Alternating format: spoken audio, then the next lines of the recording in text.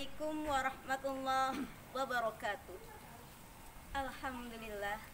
Alhamdulillahirabbil alamin wa bihi nasta'in wa ala umurid dunya waddin. Wassalatu wassalamu ala asrofil anbiya'i wal mursalin sayyidina wa maulana Muhammadin wa ala alihi wa sahbihi ajma'in. Amma ba'd.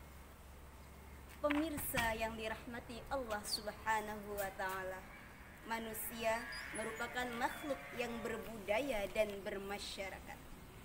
Hal ini menunjukkan bahwa manusia tidak dapat hidup tanpa bantuan dari manusia lainnya. Pribadi manusia yang senang berkelompok tersebut telah tertuang dalam teori seorang kebangsaan dari Yunani, yaitu Aristoteles.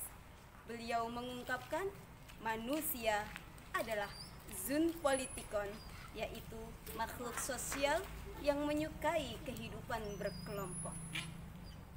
Sebenarnya laki-laki dan perempuan itu sama. Oleh karenanya, di sini saya akan menyampaikan sebuah tema tentang perempuan dan perannya dalam membangun kesejahteraan sosial dengan landasan ayat suci Al-Quran surah Al-Hujurat ayat 13 yang berbunyi, A'udzu billahi minasyaitonir rajim. Bismillahirrahmanirrahim. Ya ayyuhan nasu inna khalaqnakum min dzakari wa untha wa ja'alnakum syu'uban wa qabaila lita'arafu. Inna akramakum 'indallahi atqakum. Innallaha 'alimun khabir. Nampak jelas dalam ayat ini sahabat sekalian, di mana kata zakari wa untha yang artinya laki-laki dan perempuan ini menunjukkan bahwa seluruh umat manusia itu sama di hadapan Allah Subhanahu wa Ta'ala. Tidak ada yang lebih kuat dan tidak ada yang lebih lemah, tidak ada yang lebih tinggi dan tidak ada yang lebih rendah. Yang membedakan di antara keduanya hanyalah nilai ketakwaannya. Ayat ini juga menganjurkan kita untuk saling kenal mengenal agar kita dapat saling tolong menolong dalam membangun kesejahteraan sosial. Sahabat sekalian, kita mungkin pernah membaca buku analisis transformasi sosial, yaitu tentang adanya marginalisasi, subordinasi, pelabelan, beban ganda, hingga kekerasan. Di sini sedikit kita singgung marginalisasi perempuan yang muncul menunjukkan bahwa perempuan menjadi the second sex yang mungkin sering kita dengar dengan sebutan masyarakat kelas 2, di mana keberadaannya itu tidak begitu diperhitungkan, sehingga dalam masyarakat posisi perempuan berada sebagai inferior, sedangkan laki-laki superior. Perempuan dipandang hanya bisa melakukan pekerjaan-pekerjaan domestik, sedangkan laki-laki publik. Perbedaan gender inilah yang mengakibatkan ketidakadilan sosial.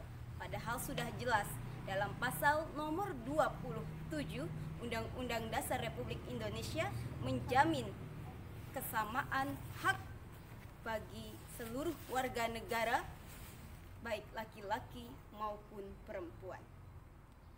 Pemirsa yang dirahmati Allah Subhanahu wa Ta'ala, perlu kita ketahui, Indonesia merupakan negara dengan penduduk terbanyak di ASEAN, sekaligus negara yang menaruh perhatian yang besar terhadap isu gender.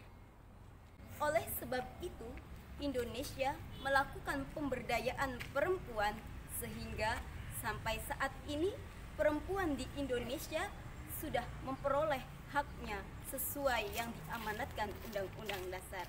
Seperti yang kita lihat di sekolah atau perguruan tinggi, banyak aktivis-aktivis organisasi yang dipimpin oleh perempuan.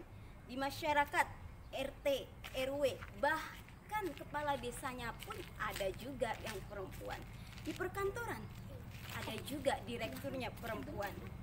Dan yang kita ketahui juga bahwa Presiden kelima Republik Indonesia, Ibu Megawati, telah dilantik sebagai presiden itu juga perempuan.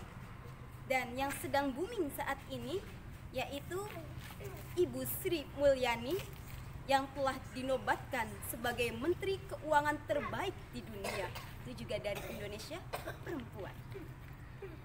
Sahabat sekalian, berkaca dengan masa lalu, tepatnya pada perjuangan kemerdekaan, telah tercatat sejarah kemerdekaan masyarakat Indonesia, salah satunya perempuan Indonesia yaitu Raden Ajeng Kartini.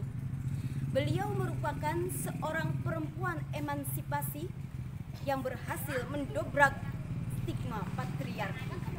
Karena jasanya yang besar pada masanya itu, beliau diangkat sebagai pahlawan kemerdekaan nasional.